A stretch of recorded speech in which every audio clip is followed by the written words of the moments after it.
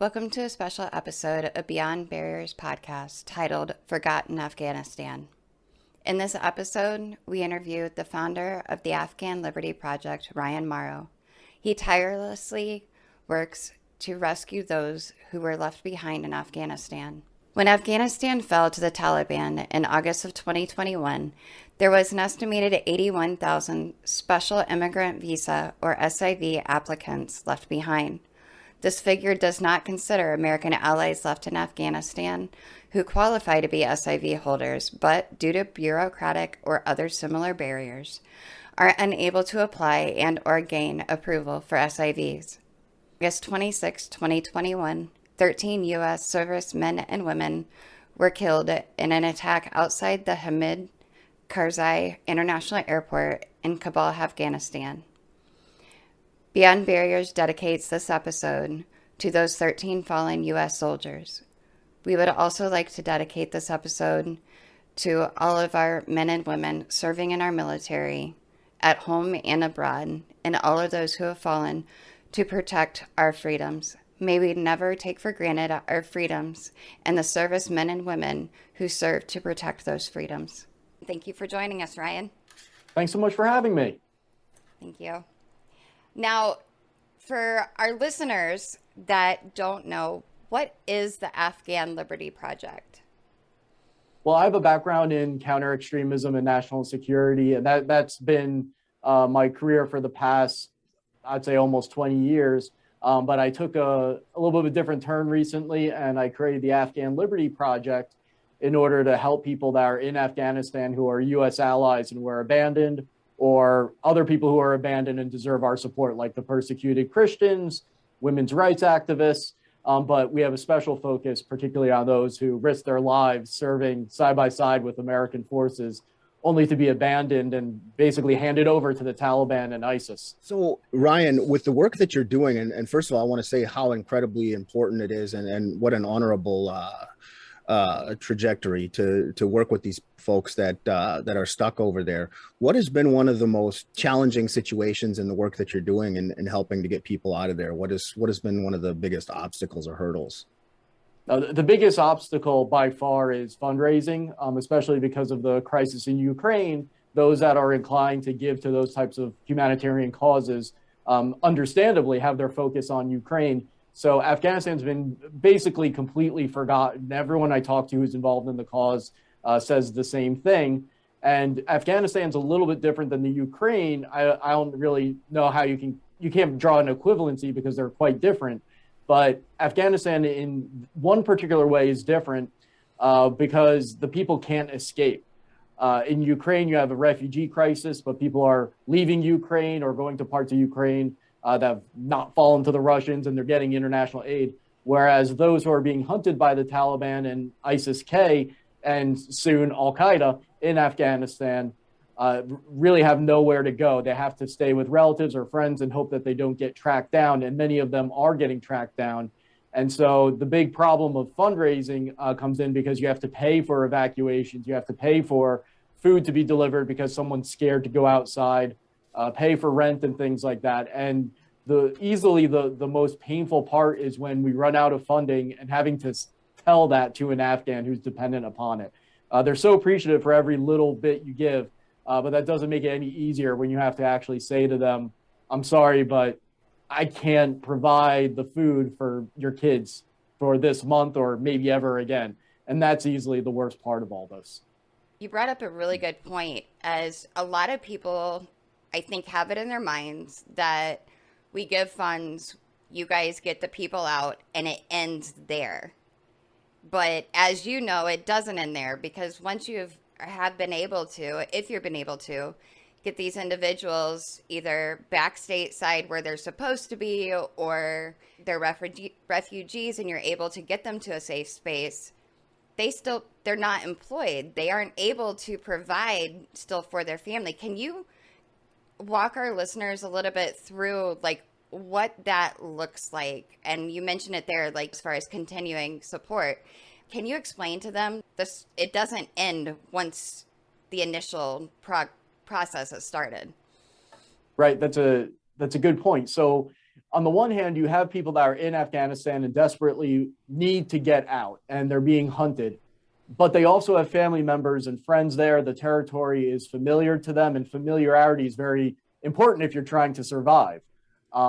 So on the one hand, it seems like an easy yes to anyone who can be evacuated to just anywhere. But you have to think about how difficult it is when you're brought somewhere where you don't know anyone, you probably don't speak the language, you don't know how to get a job.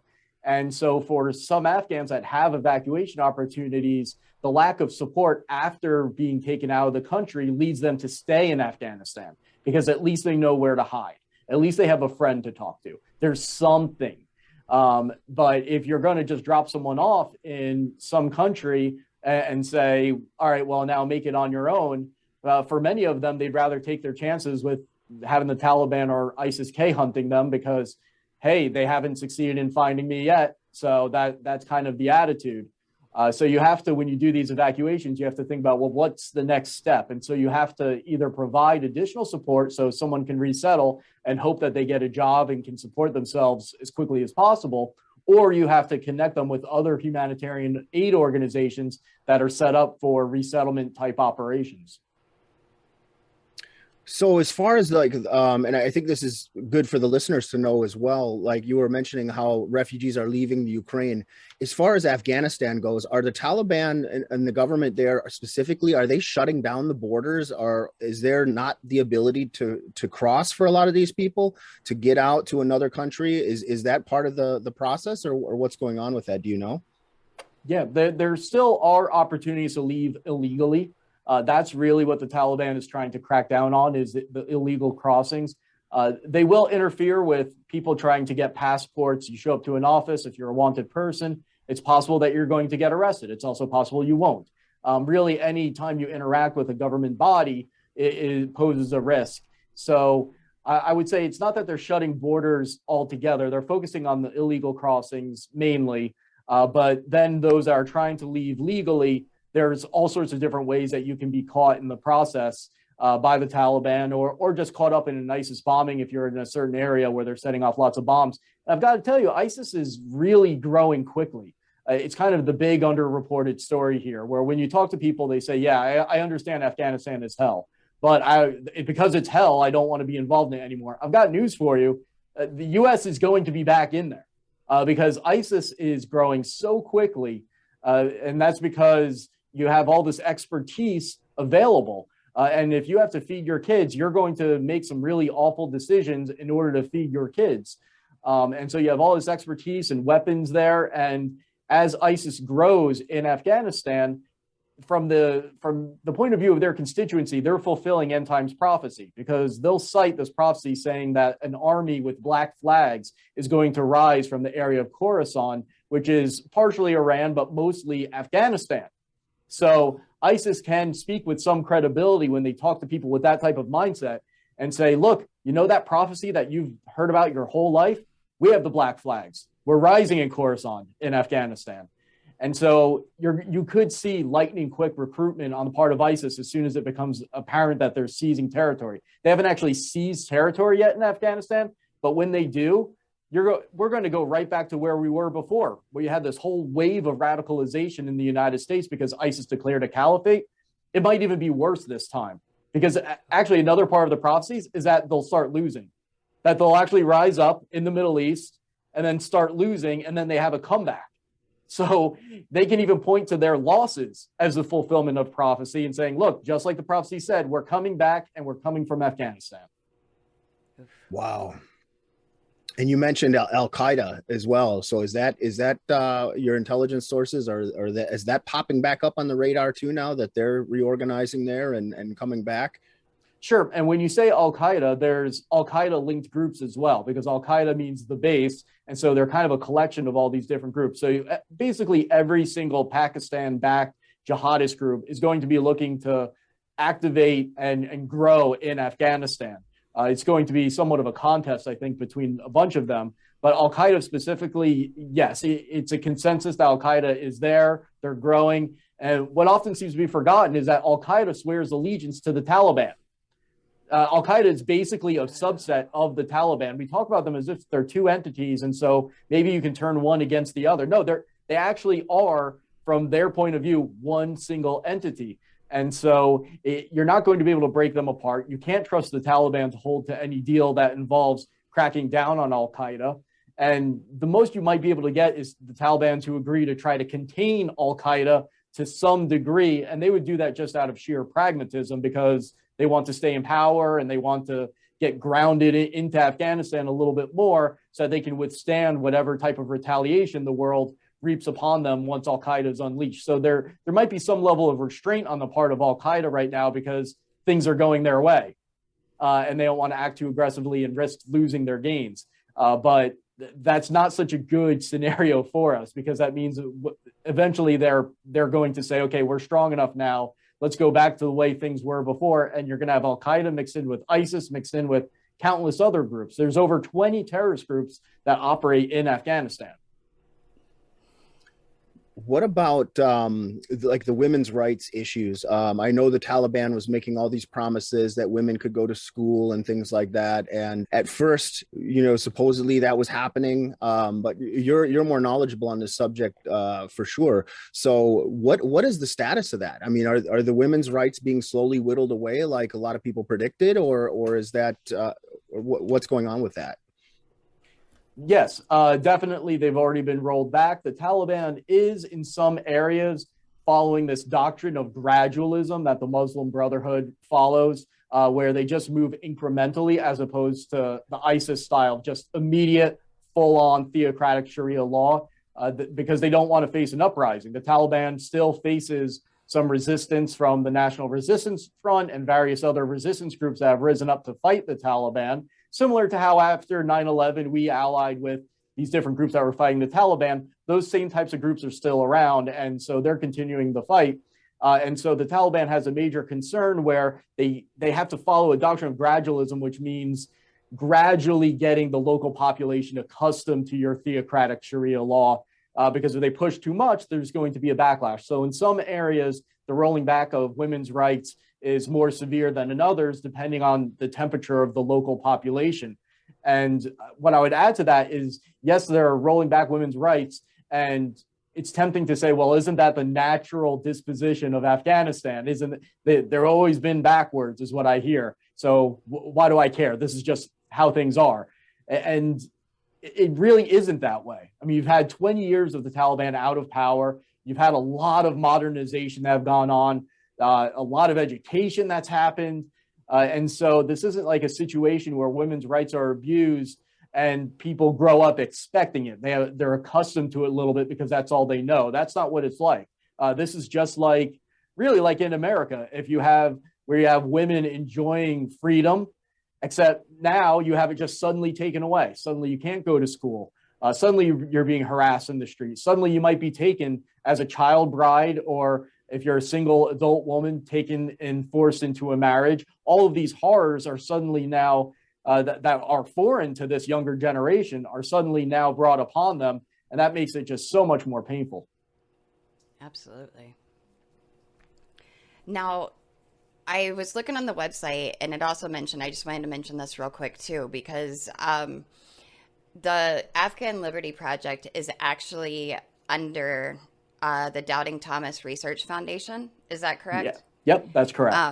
It's an arm of that. And then real quick, and I'm not going to spend much time on it, I just wanted to let people know what the Doubting Thomas Research Foundation was in addition to it, because I think both of these are very, very good things to have, especially the Afghan Liberty Project, because like you said, it seems like almost forever since it happened, and it hasn't been. It's been very small, minute time since it happened. And, attention needs to be brought to it, because we cannot forget, because that's how history repeats itself, is when we do forget and when we don't, see these things. But just for a quick second, can you let people know what the Doubting Thomas Research Foundation also is? Sure. So that's kind of the umbrella organization for now. We're setting up a new nonprofit for the Afghan Liberty Project and similar humanitarian efforts.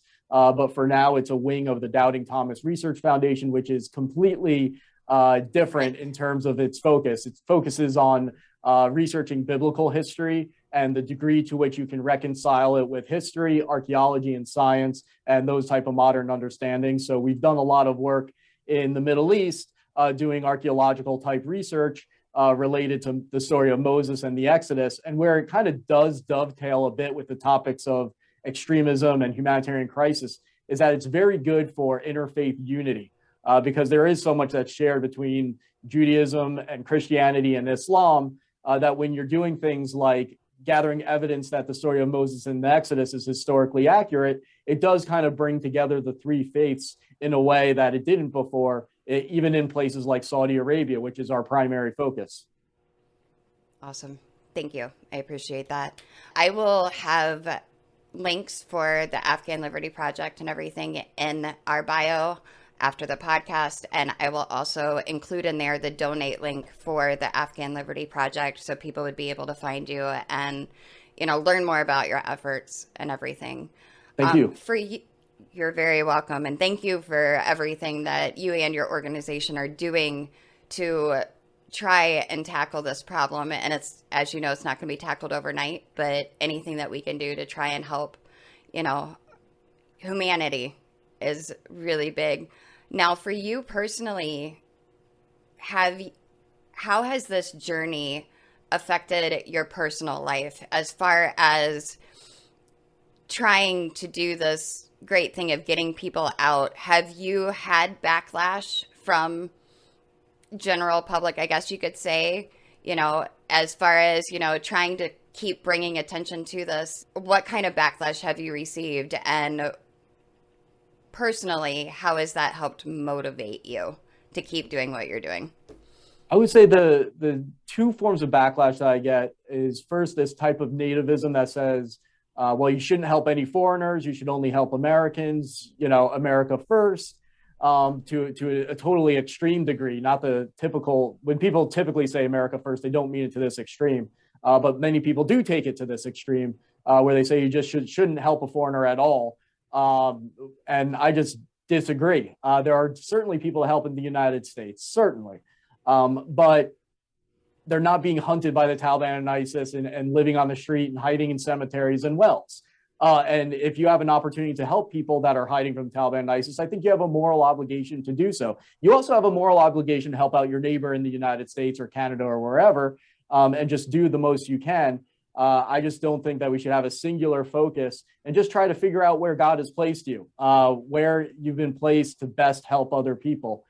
The other form of backlash is a little bit more reasonable, where people say, well, how do you know that you're not helping secret extremists, which is an argument you can deploy, again, when in any situation where you're teaming up with people overseas. But we do collect the documentation on everybody.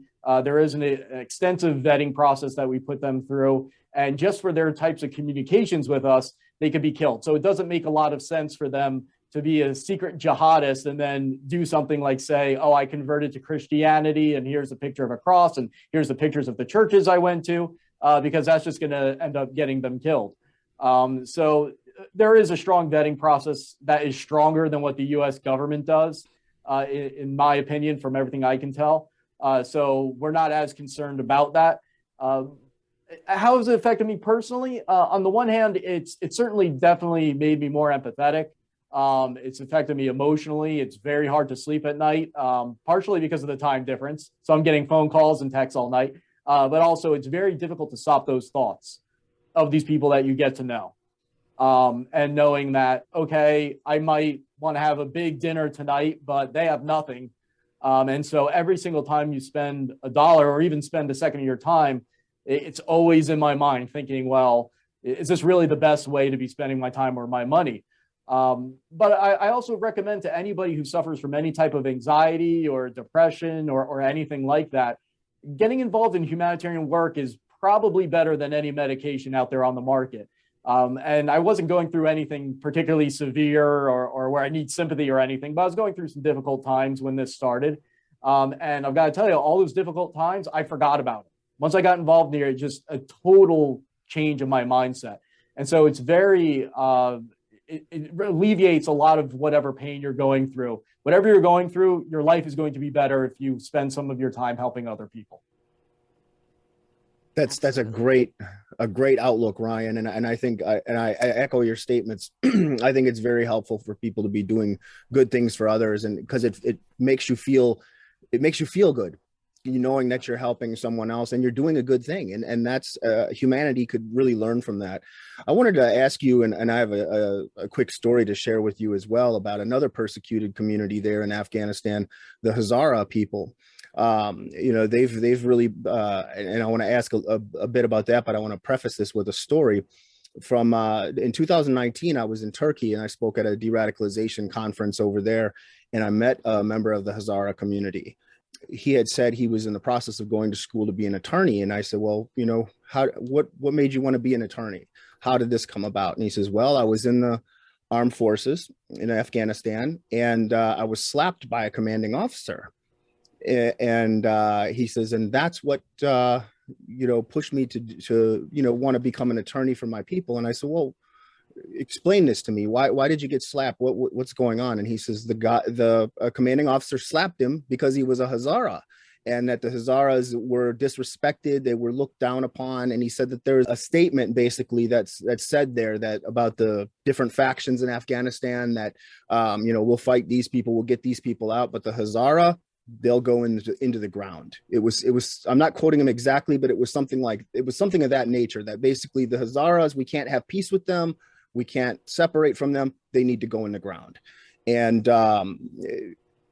to me, this was just mind-blowing, because I thought I knew stuff about Afghanistan at the time, but I didn't know about the Hazara minority and how persecuted they were, and some of the stories I'd heard from him. So I was going to ask you specifically, and I'll never forget this, forget hearing some of the stories from him, and I know that they're targeted there. So are you doing any work with the Hazara community? Are they some of the specific people that are facing this persecution?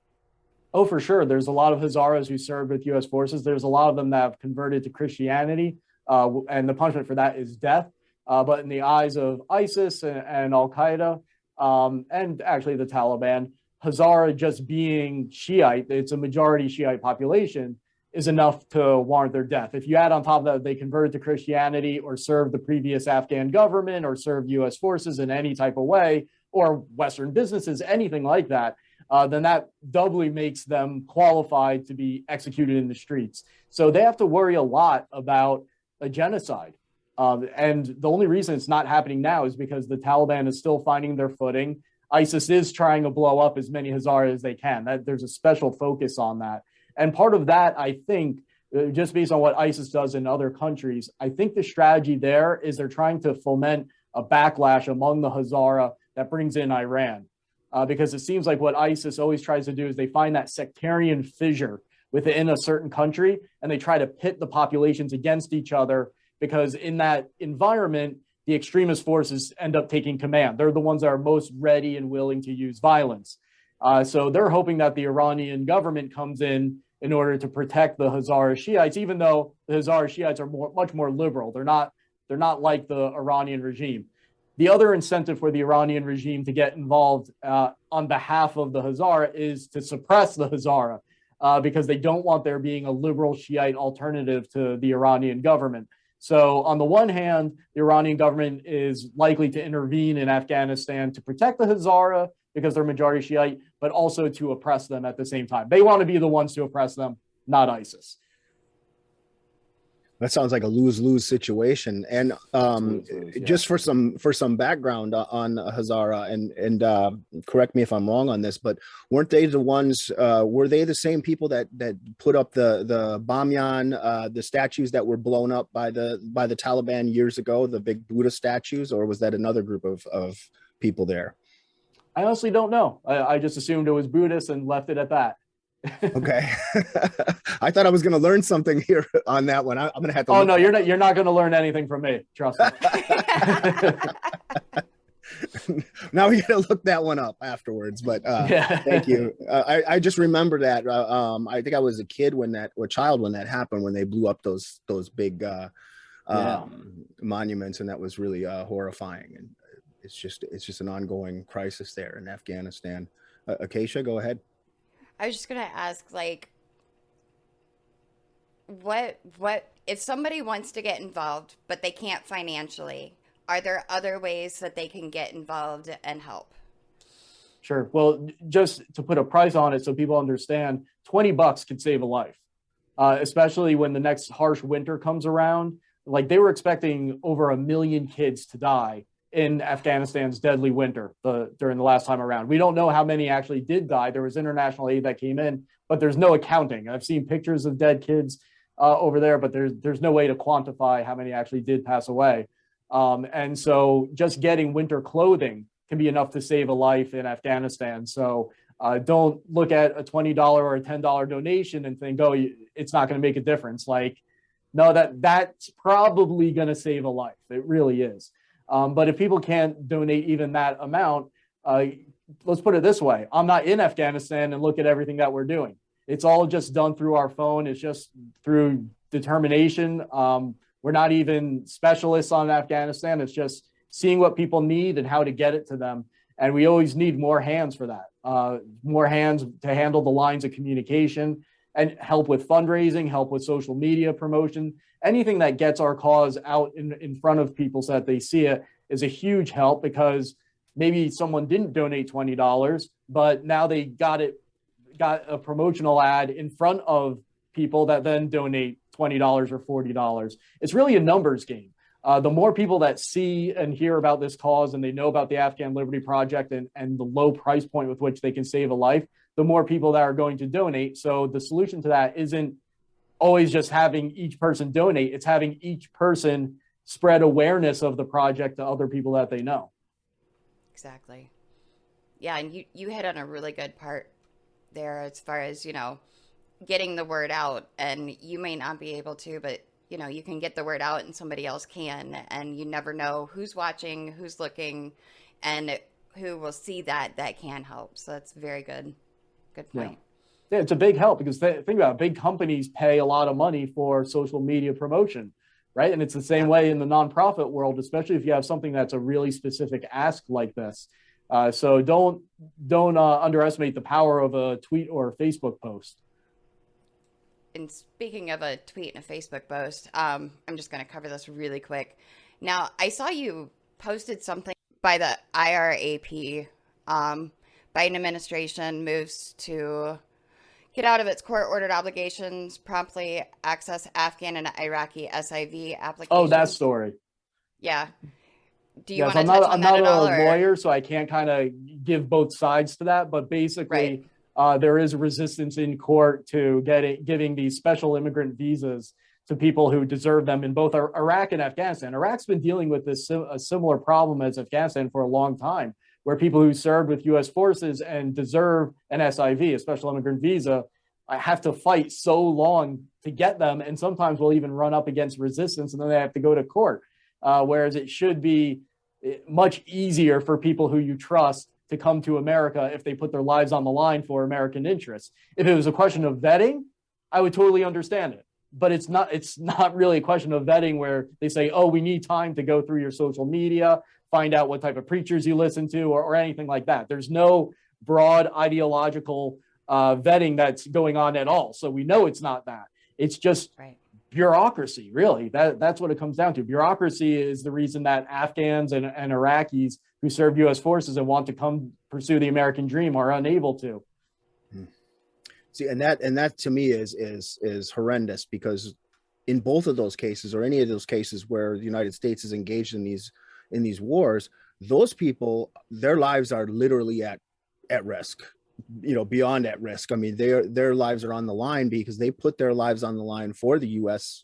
and now, they're having to jump through all these hurdles. And I don't understand it. I think that, our government's not perfect, that's for sure. And we've got open borders in different areas and things like that. But these people deserve that citizenship. They put their lives literally on the line for this country, and there should not be those kind of roadblocks in the way. I think it's horrendous. Yeah, there's over 100,000 SIVs reportedly still in Afghanistan. If you're going to ditch a country in the middle of a war and you're going to ditch your allies, at least evacuate them. We didn't do that. I'm sorry, how many did you say? Oh, 100,000. Unbelievable. And that doesn't include the persecuted Christians, the women's rights activists, people who, not everybody qualifies for an SIV, who have done things like fight for progressive causes or indirectly helped U.S. forces. So that number is really low when you consider how many people deserve and need to get out. If you're going to leave, at least evacuate the people who are going to get slaughtered, as many of them as you can, or better yet, come up with some type of safe zone. That's what I've been arguing for. There needs to be some type of safe zone in Afghanistan, maybe in the Panjshir area where they're really resisting the Taliban, so that people can flee to some area of Afghanistan that is secure and relatively free. Yeah, that's a great idea. Actually, that I hadn't heard that before, and I think that's doable. I mean, that's not that, I don't feel like that's a bridge too far. I feel like that's something that could be easily done. Yes, it wouldn't be that hard to implement, especially when you already have people fighting the Taliban. So we're not talking about an invasion or anything like that. It would just be helping the people who are fighting the Taliban complete your common objectives. Because realistically, we know that we're going to end up back in Afghanistan. I see no scenario long-term where we don't. Either we're going to go in order to preempt the terrorist threat, or we're going to be forced to go in after lots and lots of Americans die on American soil. And you're going to want to have a strong ally in Afghanistan. You're going to want to have a starting point. You're going to want to have an initial safe zone with which to strike them back from. Yeah. And really, if you think about it, how is helping them have a safe zone, even if we don't, not putting boots on the ground, any different than Ukraine? Any different than sending billions of dollars to Ukraine? It's like you said, we're not invading Afghanistan. We're not putting boots on the ground. We're just helping them have a safe zone for these people to go to. So use the Ukraine model. I mean, imagine just a tiny portion of what went to Ukraine. If that went to Afghanistan, how different it would be, because the Taliban are a bunch of clowns. They aren't like this elite fighting force. They're not the Russians. As soon as they have one loss, they're just going to start crumbling because it's all about momentum. And as soon as the opposition to the Taliban has the momentum and they have one clear victory, you're going to see people swarming to join them, and you're going to have people defecting from the Taliban very rapidly. So I don't view this as that difficult of a situation to address, which makes it all the more frustrating. Can't even imagine. I would just emphasize that the Afghan people the majority of them really are pro-American. When you talk to, especially among those that we want to evacuate, they love America despite of even what we've done. I mean, I'd be very bitter if I was in their position, but so far none of them have said anything anti-American to me. They're disappointed, but to them, America is so great that even America can do something like drop them and abandon them to the Taliban. But at its core, they still understand that America is a wonderful country that stands for certain ideals that they have. And they understand that America is flawed, and they just see this as an inevitable flaw in an amazing country. So they really inspire me. But what also inspires me are the daily miracles on the ground. There are things that happen that you're like, how did that happen to save that life? Like, for example, there were 2 families that we were aware of in our safe houses. Now, keep in mind, we've had probably 20,000 emails at this point from different Afghans asking for help. So only a tiny bit go into our safe houses and receive care from us. And of that very tiny amount, there is a situation where there were 2 families that were basically telling us about how his family members were blown up. And we started noticing that their stories were really familiar. And it took us some months to realize this, but the one was saying, yeah, my sister, I believe she was killed. I haven't seen her for 6 years. And then the other one was saying, I believe that these members of my family were killed. I haven't seen them for 6 years. And then we realized, no, they're actually both alive, and we reunited them. And you're like, how does that happen? What are the odds of that?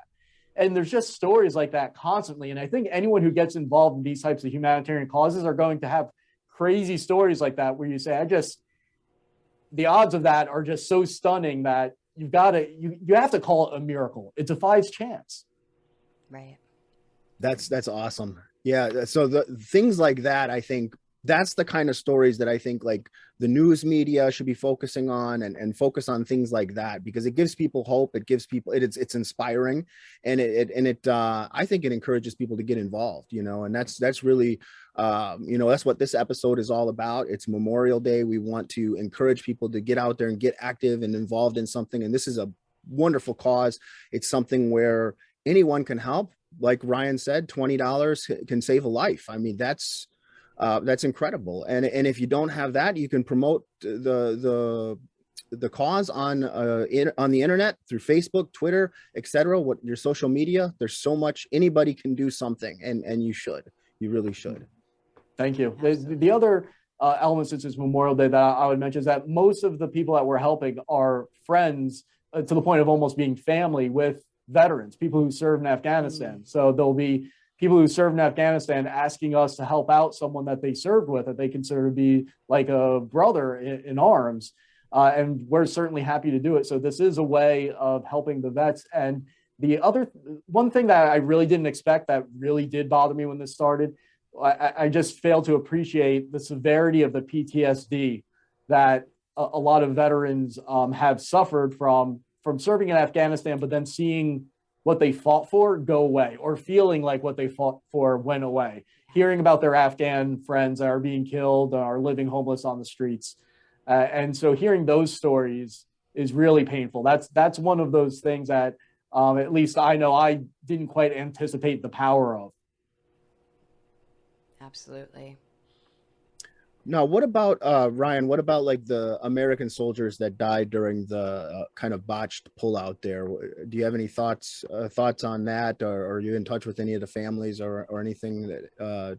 Not of those 13, but I mean, obviously they're heroes. Every single time someone goes into a situation like that, some patriot goes in there, they know that they might have to pay the ultimate price, and it's amazing how they're able to do that with a smile on their face, because they believe so strongly that they're protecting America and protecting other people who embrace the ideals of America, because the U.S. is so much more than just a piece of territory and a successful, powerful country. There's something that unites us and bonds us with others that take up the same ideals overseas and team up with us in order to promote them. It's about being the shining city upon a hill. And so having people out there willing to defend you is something that we all really need to appreciate and think about more, and think creatively about how to help. If they're your neighbor, how can you help them? Can you babysit their kids or something so that they can go out and have a nice night? Just, there's all sorts of little things that you can do that are so meaningful. It's not always just about donating or saying thank you for your service or anything like that. There are lots of substantive things that you can do to show your appreciation. I think that's more important than just saying something or donating. Absolutely. Every little thing counts. Every little bit counts. And it's one thing that I always say is, you don't know what the person, you see down the street, you walk past through at the grocery store, is going through. So even the smallest act of kindness can save a life. And like you said, with our veterans, my brother is a veteran. My nephew is in the Air Force, and my actually oldest son wants to go into the Army. And, all I can remember a lot of times is like, with all the civil unrest going on right now in the United States and the back and forth. And even though with a lot of the polarity going on and everything, we are still a united people in many, many ways. And that's, Jeff mentioned it too, and you mentioned it about hope and clinging on to hope and seeing these people bounce back and being able to be reunited through your efforts and not even realizing it gives hope. And that's, hope is a small thing, yet a very big thing. So I appreciate your efforts and the efforts of, your community and your organization to continue this. And thank you for giving people hope. Well, thank you so much for having me on and giving me an opportunity to tell people about the other side of Afghanistan, besides just all the doom and gloom. There are things that are encouraging still happening there. And there are plenty of opportunities for everyone to make a difference. And when you do that, you're not just doing the right thing, but you're also helping to protect the United States.